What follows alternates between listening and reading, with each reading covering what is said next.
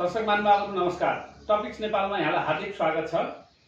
यतिखेर हामी COVID-19 corona भाइरसको असर र प्रभावका बारेमा कुराकानी गर्न गइरहेका छौं। यतिखेर हाम्रो स्टुडियोमा लेखक तथा पूर्व प्रशासक धनविक्रम सिंहज्यू हुनुहुन्छ। यहाँलाई कार्यक्रममा हार्दिक स्वागत छ धनविक्रम सिंहज्यू। धन्यवाद छ ईश्वर खरेलजी। तपाईँ टपिक्स नेपालको स्टुडियोमा मलाई निम्ता गरेर बोलाउनु भएकोमा धेरै धन्यवाद। तपाईँ यो प्राकृतिक प्रकोप बारेमा पनि विभिन्न लेख रचनाहरू लेखिरहनु भएको छ। यो प्राकृतिक प्रकोप के हो? यसले किन यसरी मान्छेलाई दुःख दिइरहन्छ? बताइदिनुहोस् न। सबभन्दा पहिला प्रश्न धेरै सान्दर्भिक लाग्यो तपाईको ईश्वर खरेलज्यू। र प्राकृतिक प्रकोप भनेको के हो भन्दाखेरि प्रकृतिको वरदान हामी। प्रकृतिको वरदान हामी मात्रै होइन, यो चराचर जगतको सम्पूर्ण जे जति जीव जन्तुहरू छन्, चाहे त्यो आकाशमा उड्ने चराहरू किन नहोस्, समुद्रमा तैरिने जीव जन्तु किन नहोस्, या यस धरतीमा हिँड्ने घिस्रिने तथा नदेखिने गरेर वृद्धि भइराख्ने वनस्पति जगतलाई समेत जनाउँदछ। यी सबै प्रकृतिका उपहारहरू। त आफ्ना यी सन्ततिलाई प्रकृतिले के भन्छ भनेदेखि संयमित भएर मेरो उपभोग गर, मैले दिएको वस्तुहरूको उपभोग संयमित भएर गर, तिमीले यसको मिठो फल पाउने छौ।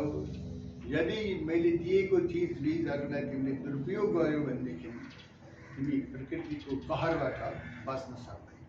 त्यो आपसे आप प्रकृतिको कहरबाट तिमी विनाश हुन जानेछौ। त्यसकारणले होशियार, मेरो नियमको पालना गर, अर्थात् प्रकृतिको नियमको पालना गर्दै मर्यादामा रहेर व्यवहार गर्यौ भनेदेखि तिमी सन्तुलित जीवन बाँच्न सक्छौ। अन्यथा यो प्रकोप महामारीसँग जुझ्नु पर्ने हुन्छ। होइन, यो लेखकज्यू, यो त अहिले प्राकृतिक प्रकोपको विरुद्धमा त थिएन त मान्छे, तर पनि यो चाहिँ अहिले जैविक भन्छ, कोहीले प्राकृतिक रूपमै भन्छ। यो चाहिँ खास कस्तो हो? तपाईँलाई के लाग्छ?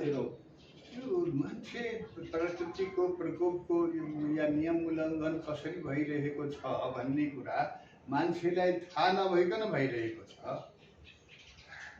हामीले अनियन्त्रित रूपमा, अनियन्त्रित भनेको कस्तो हो भनेदेखि चाहिँ थाहा नपाइकन तर प्रकृतिलाई भार पर्ने, मानिसले थाहा हुँदैन।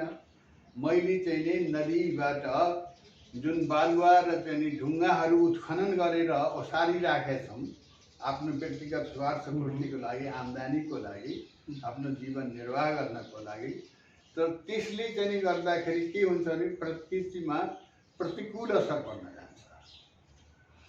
खोलाहरू सबै चाहिँ जो ढुङ्गा चाहिँ झिक्दाखेरि, बोल्डर्स जसलाई भन्छ नि, बालुवाहरू झिक्दाखेरि सबै चाहिँ समतल भएर आउँछ। आज तराईको भूभाग सबै बाढीले चाहिँ सालसालै चाहिँ नष्ट भइराखेको छ। गाउँ बस्तीमा बसेर धनजनको त्यत्रो क्षति भइराखेको छ। किन? देशैभरि छ, पहाड तराई सबै छ। सबै छ। पहाडमा अनियन्त्रित रूपमा जथाभावी खनिएर जब समातिराखेको माटो र बालुवा र बोल्डर्स, ढुङ्गा एक अर्कालाई चाहिँ सिकेर समातिराखेको एउटा करीको रूपमा त्यसले चाहिँ गएर जथाभावी खनिदिनाले आजको चाहिँ यो राजनीतिक व्यवस्थामा लोकल सेल्फ गभर्मेन्ट भन्छ, स्थानीय सरकार भन्छ है। अब त्यसले काम देखाउनको लागि यो गाउँबाट त्यो गाउँमा जानको लागि चाहिँ जथाभावी चाहिँ पहिरो चाहिँ पहरो खनिदिन्छ। जथाभावी पहरो खन्नाले पहिरो गइदिन्छ। यस्तो हो नि त। फेरि जल जमिन र जङ्गलमै पैसा आउँदो रहेछ, त्यही भएर मान्छे त्यता केन्द्रित भएको नि। अब यो कुरा चाहिँ व्यक्तिगत स्वार्थमा लोभ, त्यसले गर्दाखेरि के भने प्रकृतिको विनाश हुन गयो। इकोलोजी भनेको पर्यावरणमा असर पर्न गयो। पर्यावरणमा असर पर्न जाँदाखेरि त के हुन्छ भन्दाखेरि हामी त वायुमण्डलभित्र हुन्छ। यो जगत जुन छ 200 माइलसम्म चाहिँ वायुमण्डल हुन्छ।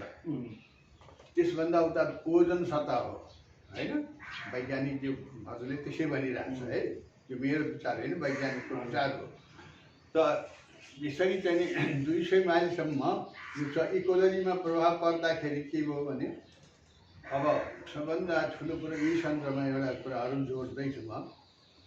औद्योगिकरण 19औं शताब्दीको सुरुदेखि नै औद्योगिकरणमा विश्व चाहिँ यसरी लागि पर्यो। उत्पादन बढाउनको लागि सबै चिज चाहिँ ह्यान्डमेड नभएर मसिनद्वारा उत्पादन गरेर गर्नु थाल्यो। त्यसले गर्दाखेरि के भयो भने धुवाँ धुक्कर धेरै भयो। वायुयानको निर्माण गर्यो 18औं शताब्दीमा। ऊ चाहिँ आकाशमा उड्न थाल्यो, उसले धुवाँ छोड्यो। यता चाहिँ के सतहमा जमिनमा चाहिँ इकोलोजी पर्यावरण असन्तुलित भयो, प्रकृति रिसायो। त्यसले गर्दाखेरि उसले क्रुद्ध भएर कुपित भएर प्रकोप चाहिँ गर्न थाले र यी महामारीहरू फैलिरहेका छन्। यो विगतमा यस्ता रोग र प्रकोपहरू चाहिँ कसरी देखा परेका थिए होला? यहाँ त यस्ता विषयमा लेख्नुहुन्छ, यस्ता विषयमा बोल्नुहुन्छ। यसको कुरा के छ भन्नु होला भनेदेखिको सबभन्दा पहिला 14औं शताब्दी, जोभन्दा पहिला पनि नभएको होइन, भएको हो। धेरै कुराहरू समय समय भइरहेको छ। यही असन्तुलन नै प्रकृतिमा असन्तुलन भइरहेको हुनाले बेला बेलामा एउटा इकोनोमिस्टले के भनेको छ भने 25 वर्षको सेरोफेरोमा पर्यावरणमा असन्तुलन भयो भने 25 वर्षको सेरोफेरोमा प्राकृतिक प्रकोपहरूको विस्फोट हुन्छ हैन। बाढी, पहिरो, भुइँचालो, यो सबै समाहित ठुल्ठुला भुइँचालोमा कति मान्छे चाहिँ भूमिगत भइहाल्छ, भूमिमा समाहित हुन्छ पृथ्वीमा।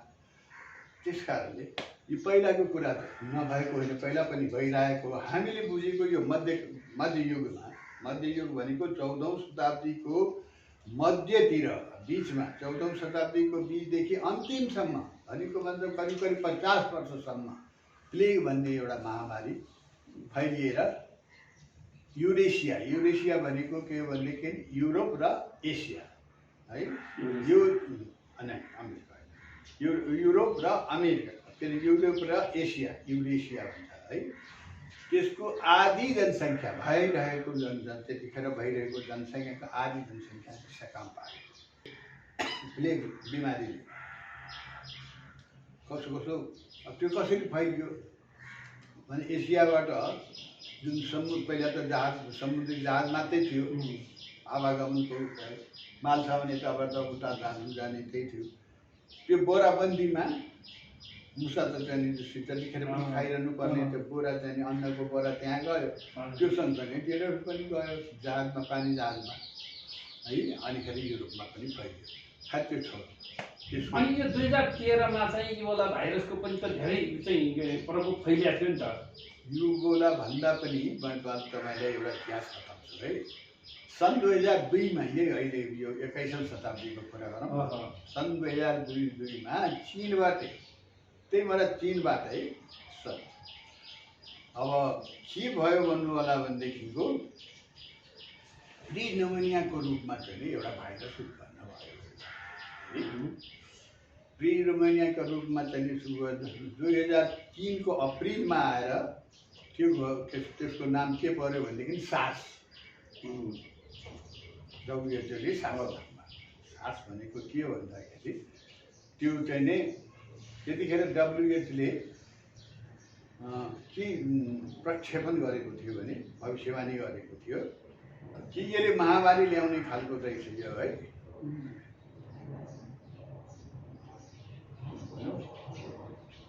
त्यसले धेरै क्षति गर्यो, त्यसले पनि चाहिँ धेरै देशहरूमा त्यो इबोला भन्दा पनि बढी हो नै। इबोलाले अलिक बढी नै गयो त्योभन्दा। त्यसपछि आयो सुन्नुहोस् है 2012मा, 2002 र 3को कुरा भनिसकेँ। 2012मा के आयो भन्नु होला तपाईँको भनेदेखि मर्स आयो। मस भनेको के मिडल इस्ट रेस्पिरेटरी सिन्ड्रोम बुझ्नु यो बिमारी चाहिँ निस्केर आयो। यो बिमारीले चाहिँ के गर्यो भन्दाखेरि फिरियो अमेरिका इङ्ल्यान्ड यहाँ त्यहाँ सबै ठाउँमा गयो यो मस मिडल इस्टबाट है फैलिएर यसले महामारी गर्यो। यसमा पनि चाहिँ WHO ले यिनीहरूले महामारी यो भाइरसहरूले महामारी ल्याउने भविष्यमा ल्याउँछ भनेर भन्यो। त्यसपछि 19औं शताब्दीमा के भयो 19औं शताब्दीमा यस्ता प्रकोपहरू तपाईँहरू इन्फ्लुएन्जा भन्ने चाहिँ आयो। हामी चाहिँ म्याट्रिकमा पढ्दाखेरि उता इन्डियातिर म्याट्रिक भन्छ यता चाहिँ एसएलसी भन्छ है। त म्याट्रिकमा पढ्दाखेरि त्यो इन्फ्लुएन्जा भनेर चाहिँ मान्छेहरू थला पर्ने मर्ने पनि है त्यो 56-57 फेरि दोहोरिएर आएको थियो। लु भन्ने पनि थियो नि तपाईँ तराईमा भन्नु हो लु भन्ने लाग्ने पनि भन्थ्यो नि लु त्यो मामुली कुरा हो। त्यो धेरै गर्मी भयो भने लु लाग्ने त्यो त उपचार भएर निको हुने कुरा हो। अनि त्यसपछि चाहिँ के भयो भन्दाखेरि यी सबहरू भइहाल्यो। इन्फ्लुएन्जाहरू 57 पनि आयो 1957 67 पनि आयो। त्यसपछि चाहिँ यहाँ आएर 2019 को डिसेम्बरको अन्तिम सप्ताहमा चीनको वुहानबाट सुरु भयो।